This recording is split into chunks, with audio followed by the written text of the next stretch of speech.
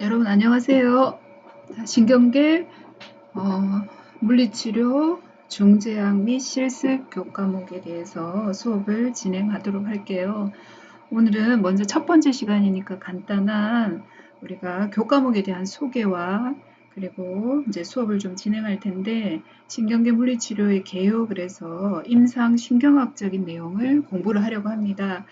자, 지금 화면에 보이는 자, 이 책이 이제 앞표지예요. 신경계 질환 중재학 책을 우리가 교재로 사용할 거고요. 이 책의 내용에는 신경계 물리치료의 기본적인 임상 신경학적인 것, 그리고 원리에 관련된 것이 나와요. 그리고 파트 2로 넘어가면 뇌질환이 나오고요. 우리가 뇌가 손상되었을 때 나타나는 질환 여러 가지가 있는데 뭐 뇌졸중이라든지 파킨슨병, 또 치매, 손의 손상, 뇌성마비 등이 대표적인 질환이라 할 수 있습니다. 그리고 두 번째로는 외상으로 인한 뇌손상, 또 외상으로 인한 척수 손상에 대해서 우리가 보게 될 겁니다.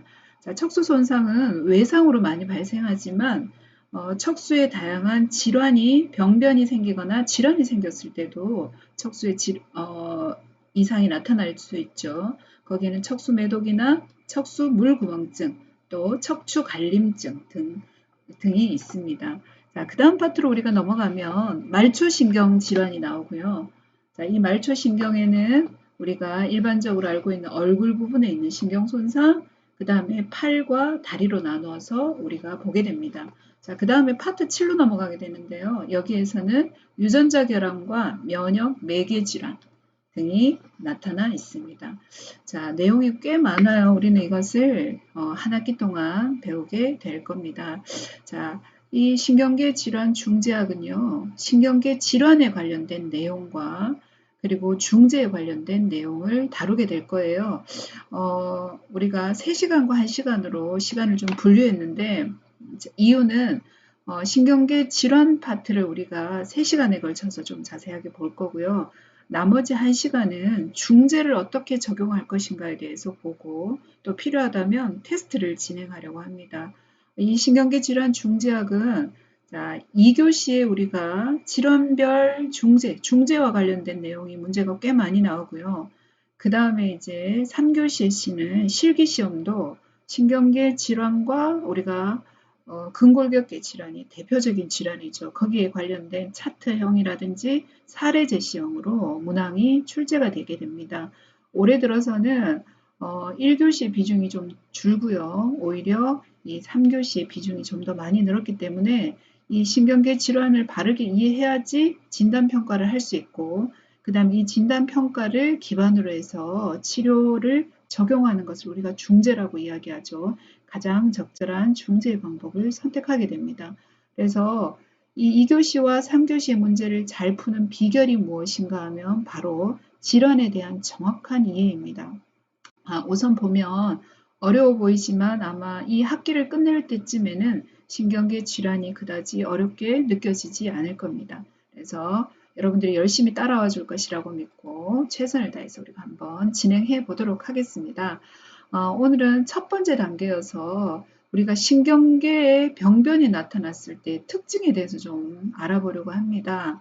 그래서 첫 번째 나오는 것이 신경계 질병의 분류에 대해서 나와요.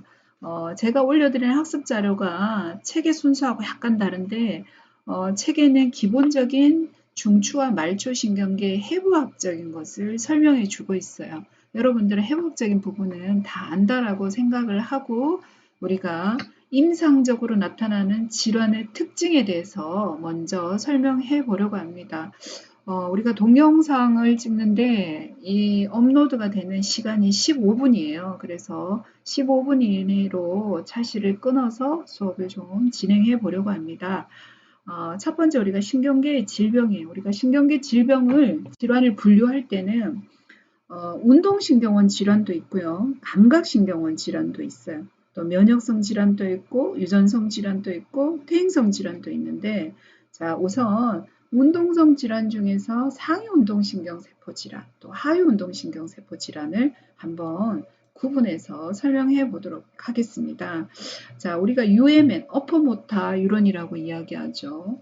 자, 이 신경이 지나가는 이 경로에 문제가 생기면 UMN 질환이라고 이야기합니다. UMN의 경로는 대뇌 겉질에서부터 시작해서 척수의 앞불 세포에 도달하는 경로를 이야기하죠. 우리 일반적으로 이것을 겉질 척수로라고 이야기합니다. 좀 더 만약에 자세하게 본다면 대뇌 겉질에서 우리가 뇌신경에 있는 운동핵이죠. 거기까지 도달하는 것도 마찬가지로 UMN이라고 이야기할 수 있겠죠. 자, 대표적인 UMN 질환은요. 뇌졸중, 파킨슨시병, 그 다음에 뇌성마비, 척수 손상과 같은 것들을 들 수 있습니다. 그래서 우리가 대뇌 겉질부터 척수의 앞불 세포까지 가는 경로니까 그 속에 척수도 경로에 포함이 되죠. 그래서 척수 손상 같은 경우에도 우리가 UMN 질환에 포함을 시키죠. 자, 원인을 한번 봅시다. 자, 이 UMN 경로에 문제가 생기면 우리가 알고 있는 운동 단위 있죠. 모터 유니트. 이것을 활성화시키는 메커니즘, 기전에 손상이 발생되는 거예요. 그래서 손상 후에는 운동 단위를 선택하지 못하게 됩니다. 그리고 여러 개의 운동 단위가 있다면 그 운동 단위를 다 흥분시켜야 된다. 예를 들어서 100개가 있어요. 그 중에서 운동을 위해서 필요한 것이 50개라면 이 50개를 흥분시켜야 되는데 내려오는 경로가 부분적으로 손상되겠죠. 그러면 거기에 따른 흥분율이 감소가 유발이 되어집니다. 또 위운동신경세포가 손상이 되면 아래 운동신경세포의 경로가 비록 완전하다 할지라도 조절하는 능력, 특히 위운동신경세포는 아래 운동신경세포를 억제하거나 조절하는 거예요. 그래서 그 능력이 손상되게 되죠.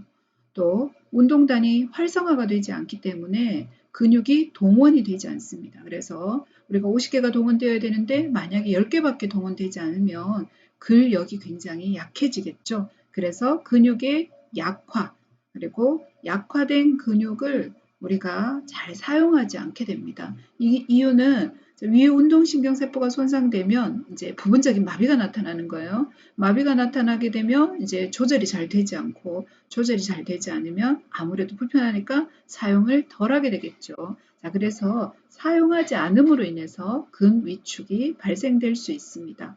자, 약화가 나타나게 되죠. 위축이 나타나면 힘에 있어서 작아지게 되니까 당연히 약화가 나타납니다. 이 약화는 먼 쪽 근육에서 더 심하게 나타납니다. 우리가 겉질 척수로는 몸통 쪽에 있는 가까운 쪽에 있는 근육보다는 먼 쪽, 우리가 팔, 다리의 먼 쪽은 주로 손과 발, 또 아래 팔과 우리가 다리 쪽, 다리 먼 쪽이 있겠죠. 자, 이쪽에 대한 조절이 더 강한데 그 조절이 잘 되지 않음으로써 우리가 먼 쪽 근육의 약화가 더 많이 발생합니다. 자, 팔에서는 주로 평근이 약화가 많이 되고요. 자, 그래서 팔은 굽힌 변형이 잘 나타나고요. 다리에서는 굽힌 근육의 약화가 발생해요. 그래서 편 변형이 잘 나타나는 특징을 가지고 있죠. 자, LMN, 로우 모터 이론 질환이에요. 이것은 척수의 앞불 세포, 또 뇌줄기에 있는 운동신경 세포, 또 척수의 앞불이 혹은 말초의 운동섬유 신경이 손상되었을 때 나타나는 질환이 되겠죠. 우리가 알고 있는 이 LMN의 대표적인 질환에는 소아마비가 있어요. 그리고 진행성의 근위축증, 또 우리가 알고 있는 말초신경 손상 등은 모두 다 LMN 질환이 되겠습니다. 이거 같은 경우에는 운동 단위가 상실되는 것입니다. 아까는 위에서 조절하는 위 운동신경 세포가 문제가 생겼다면 이거는 이제 아래 운동신경 세포가 문제가 생기면서 우리가 운동 단위라는 것은 운동신경 세포하고 거기에 연결되어 있는 근육을 나타내는 거죠. 그래서 운동신경 세포나 세포가 손상되니까 운동 단위의 일부가 어떻게 해요? 없어져 버린 거예요. 그래서 말초 신경 근 장애가 나타나면서 근육이 극심하게 위축이 되고 마비가 발생을 합니다. 지금 오른쪽에 있는 이 그림을 보시면은요. A번 같은 경우에는 위 운동신경 세포 병변이에요. 제가 뭐라 그랬어요? 되뇌 겉질에서부터 시작해서 자, 내려오는 척수 여기가 앞쪽 뿔이다 그죠? 앞쪽 뿔 바로 앞쪽까지 이 경로가 손상되는 거예요. 자, 얘네들이 하는 역할은 주로 뭐라고요? 하위 운동신경 세포에 대한 억제 작용을 하는데 이 억제 작용이 잘 되지 않음으로 인해서 아래 운동신경세포가 억제가 되지 않고 자유롭게 풀어집니다. 그래서 일반적으로 위 운동신경세포에서는 반사가 과도해진다든지 근육의 긴장도가 더 심해진다든지 이런 변화가 나타나는데 그 이유가 바로 뭐 때문이라고요? 억제력이 상실되기 때문에 나타나는 현상입니다. 자, 아래 운동신경세포는 우리가 알고 있는 반사화를 이해해야 되죠. 자, 들신경, 이게 감각신경입니다. 그 다음에 중추가 있죠. 그 다음에 날신경, 이건 운동신경이죠. 아래 운동신경세포가 바로 이 척수의 앞쪽 불에서부터 나가가지고 근육에 연결되어 있는 이 신경인데 이 경로가 손상되니까 어때요? 자, 감각이 들어와서 근육을 수축시키는 자극이 들어오더라도 이것을 어떻게 해요? 전달시켜서 내보낼 수 있는 뭐가 없어요. 경로가 없어지게 되죠. 그래서 이 근육은 어떤 상태에 놓이냐면 조절 능력이 전혀 없어져요. 우린 그것을 마비라고 이야기합니다. 마비에 이르게 되면 그 연결된 근육은요 전혀 조절이 되지 않아요. 그래서 극심하게 즉각적으로 근육의 위축이 시작되고 쇠약이 나타나게 됩니다.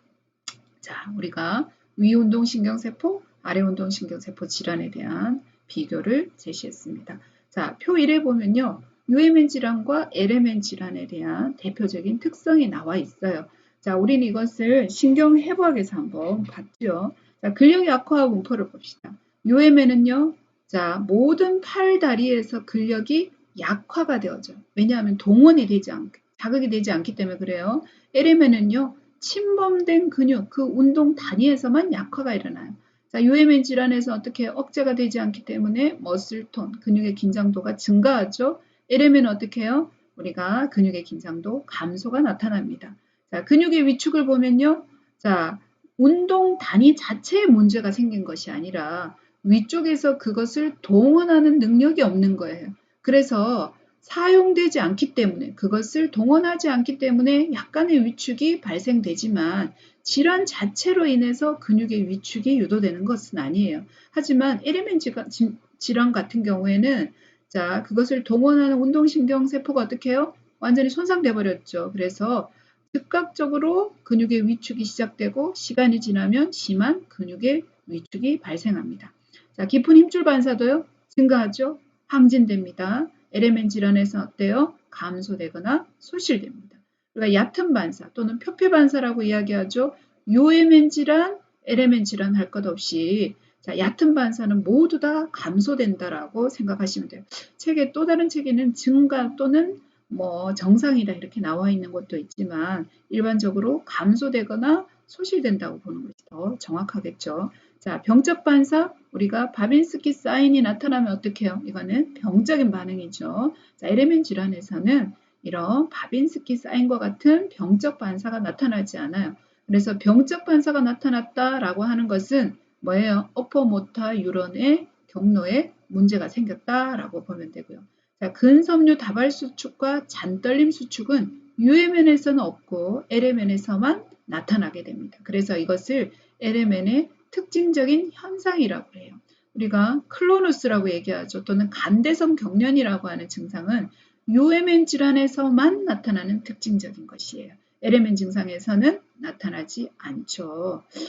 시간이 굉장히 많이 걸리네요. 자, 우리 요 단락에서는 UMN 질환과 LMN 질환에 대한 것을 우리가 간단하게 비교해 봤습니다. 여러분이 잘 이해되지 않는 섬유 다발 수축이나 그 다음에 우리가 반사에 관련된 것들은 뒷단락에서 다시 여러분들에게 언급하도록 하겠습니다. 자, 잠시 쉬었다 갈까요?